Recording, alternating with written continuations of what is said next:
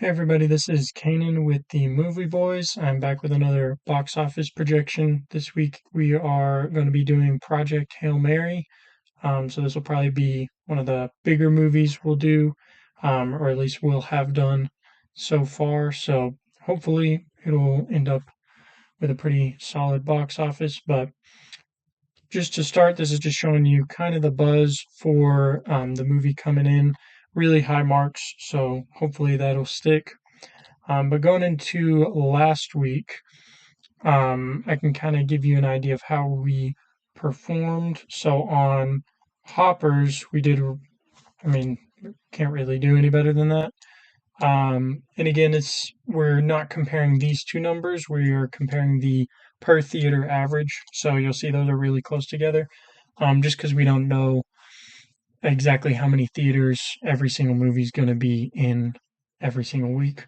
So we only have estimates. It was in 4,000 this week rather than 3,500. So that's why the number being that high is not it's not a bad thing. So yeah, you can see right here that is probably our second highest or highest mark for the entirety of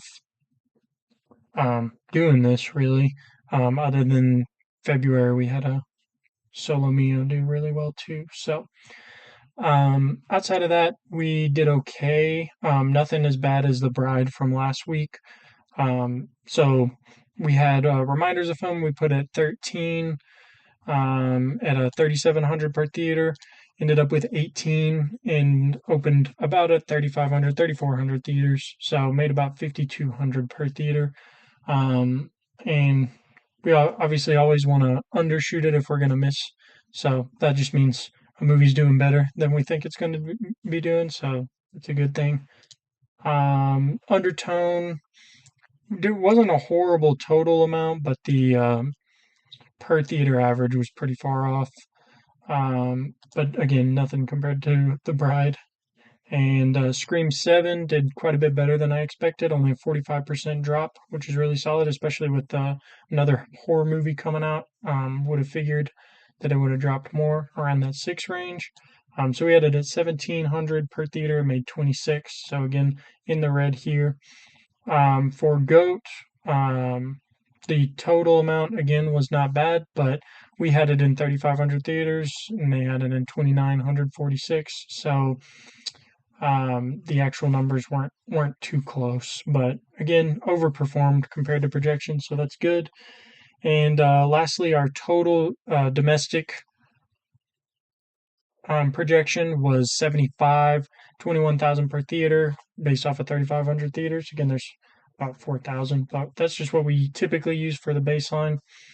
And then the actual results were again over over the projections, so 24,000 per theater, only a 10% drop from last week where we expected a 20% drop. So pretty good accuracy on that one. That one's at about 88. You see it right there. So going into this week, we mainly just did the projections on Project Hail Mary just because it did take quite a bit of time.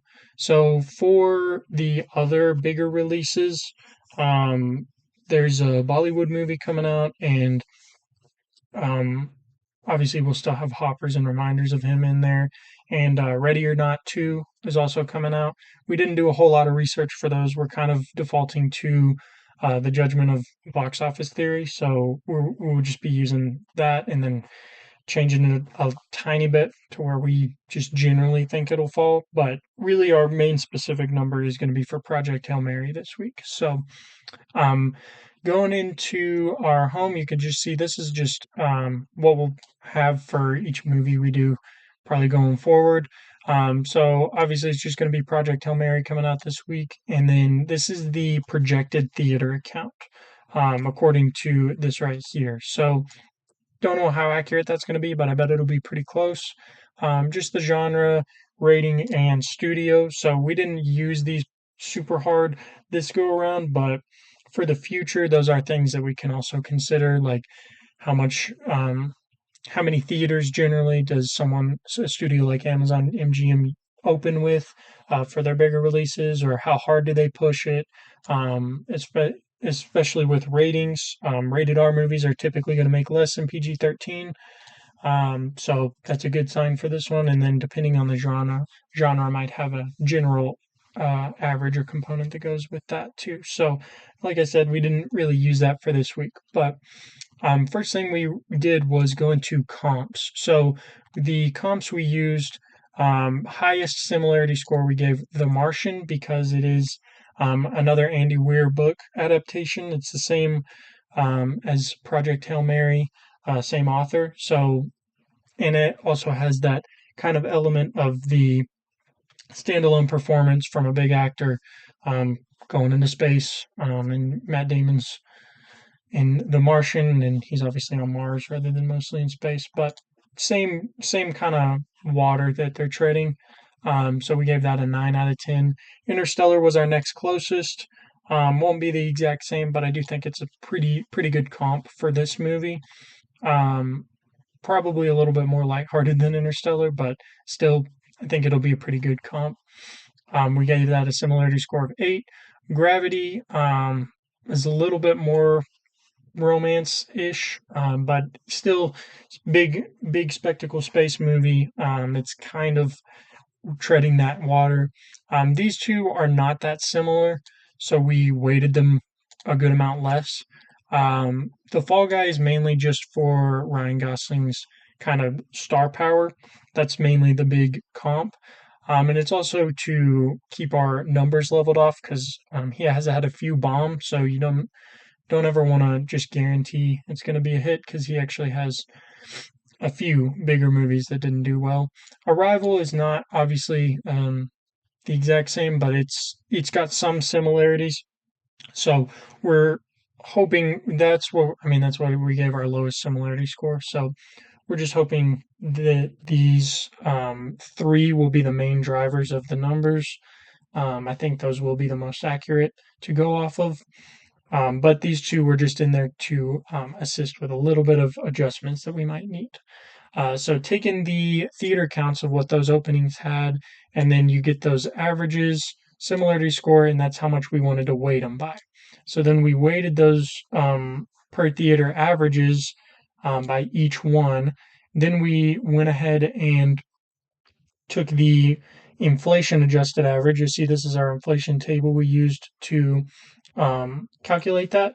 So from the year they released, we calculated how much that would be in today's dollars to what it would actually look like. So for The Martian, rather than 14, it's 19. For Interstellar, 13, 18, and so on and so on. So we just did the inflated per theater average, and then we weighted that number. So this is the final number that we used for this part of the calculation. So you'll see right here we got a 17,247 per theater average if we use the weighted inflated inflation average per theater. So if you take that, these are all those numbers right here. We took that by what their actual theater count was. So you see right here, if we pop that open, you can see that's what we multiplied them by, just to give you an idea of what the domestic opening would look like today if it was under the exact same standards, just with a different dollar amount. So Gravity would be 78, Interstellar 65, and The Martian 74.8. So based off of these numbers alone, 68, 69 is what we had Project Hail Mary. So what we did next was provide some adjustments for what we wanted to do to change that number. So do we think the market strength is good? That's obviously a lower weighted thing, but we still want to take it into account. And like we said last week, it did perform better.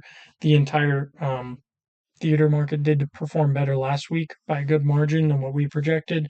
And also, there just hasn't been this massive wide release in a few weeks, unless you're considering Hoppers, but that's a pretty different audience that it's going after. So, overall, we think that's a pretty strong market strength. Competition, there's not really super hard direct competition, but you do have big movies out that will take some of the crowd that might go see the movie, such as the people that'll go see Hoppers, people that'll go see Reminders of Him, the Bollywood movie, stuff like that. Just little stuff that kind of chips away at it. So definitely not a bad thing. We think it's a pretty clean competition, but there's the only way I'd probably put it higher than that is if there's pretty much just nothing that's going to affect it. Timing, we do think it's probably going to be pretty good timing. Late March is solid.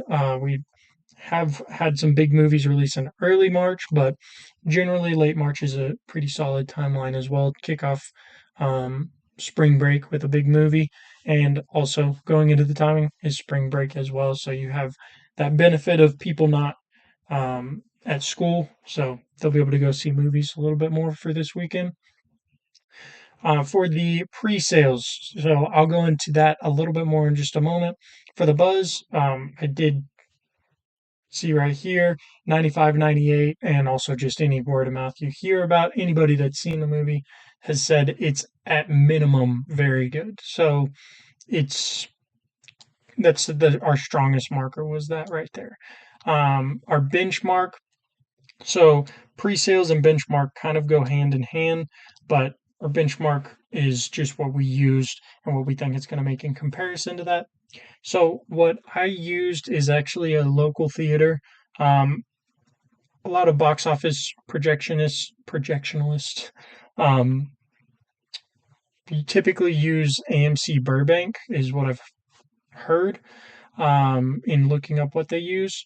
For this first one, I just wanted to use the one we have here.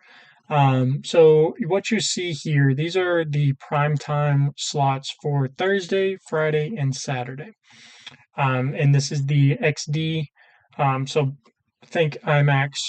It's a little different size wise and everything, but just as far as premium screens go, XD, this is how many seats are in that auditorium. There's 134 if you include the handy-capable seats, but 124 total for your normal seats.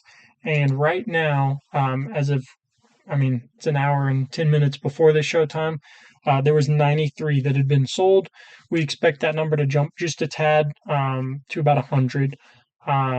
You see right here. So that's 75% of the theater, and we think it'll just jump up a little bit for the people that show up and get tickets just at the theater or that are going to buy it right before going, stuff like that. We do think there's going to be about 100.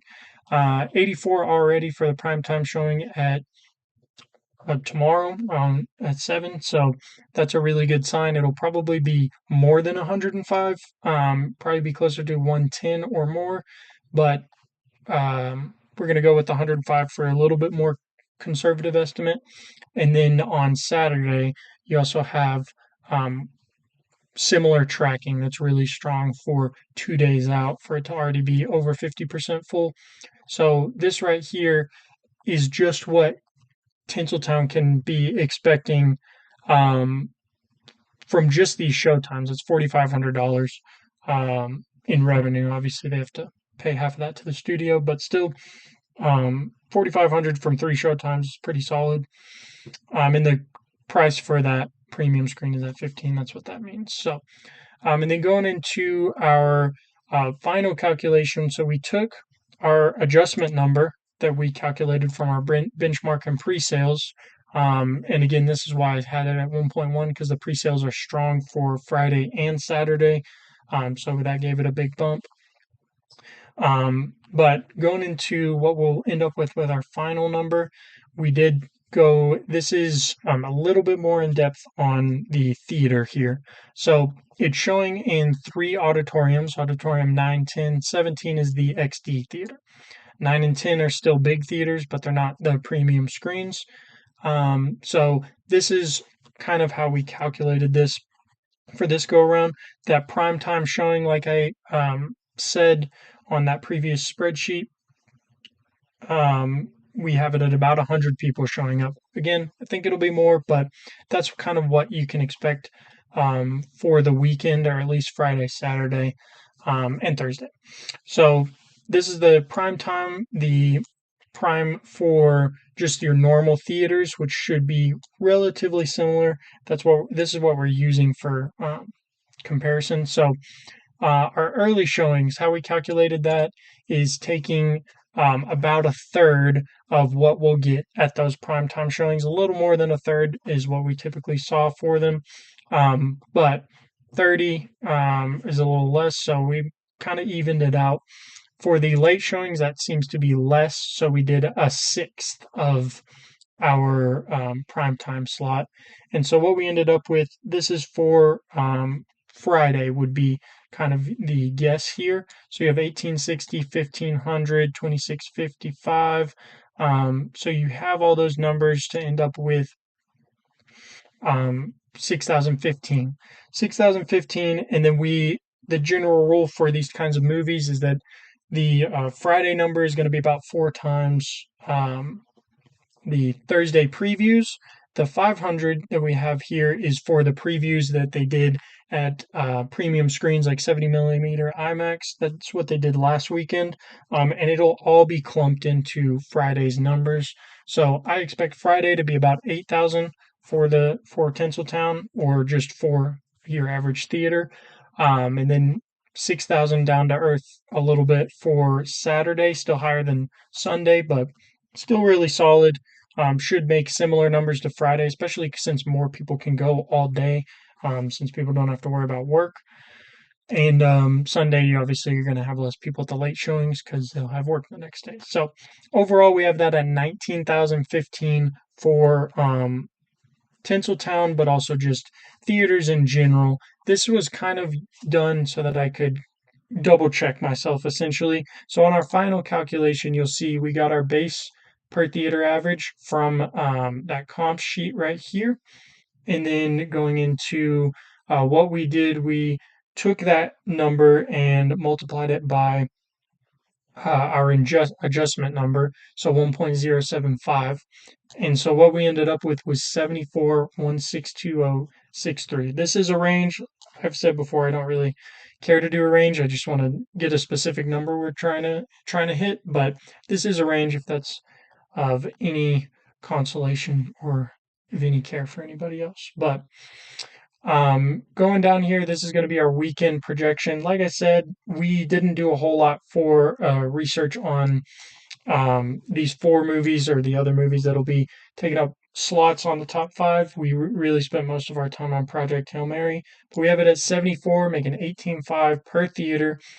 Hopper's 37% drop, similar to last week. Ready or Not 2, he has it at about 9. I give it a little bit of a bump. This is about what the first one made per theater. So I think it'll be a little bit similar. Reminders of Him, 56% drop. That might be a little high. It could be around 9, but I'm comfortable with 8. This one I have no clue. I'm fully defaulting to the judgment of this guy projecting this. So I really couldn't say for the Bollywood movie, but I've heard it's supposed to be really good. And then this is going to be our total box office for the weekend. So we projected that by taking the 2023 is what we used as a comp when John Wick Chapter 4 came out, because it's a really similar opening. Then we have Hoppers and then some movies making similar. So we took that weekend and added about 15 million to it, is kind of the way I'm seeing it now. So 37,000 per theater, 130 million domestic total is what I have for the weekend. So hopefully that's going to be the case. Hopefully, if anything, it'll be significantly more. If you're curious for the betting numbers from Polymarket, they are really, really high on Project Hail Mary. So if you look at this guy's projection is 70.6. And if you go up here, you can see the traditional studio tracking is at 55. But Polymarket, it is very, very low chance for anybody to be taking anything less than 75. So this person, it starts getting to the point where people are actually betting it at that 75, 80, but the highest is over 90. So I would love for it to perform that well, but for right now we have 74 as a number, which would fall in this range. Who knows if that'll be right, but that's just my first attempt at kind of using a theater's seats, how much they've sold and everything.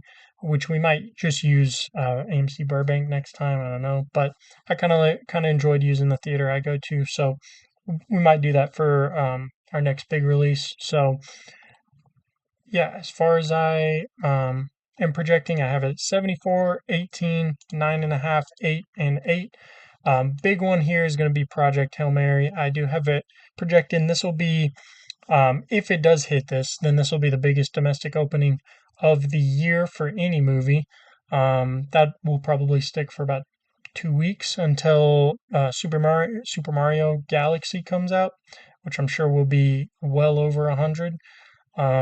So yeah, as far as live action goes, this should hold the spot for a little while, at least until Michael releases. So yeah, if anybody has any recommendations on how we might be able to um, kind of reel in these numbers a little bit to get a little bit better of an idea, a little bit more accurate, I'm happy to try anything out.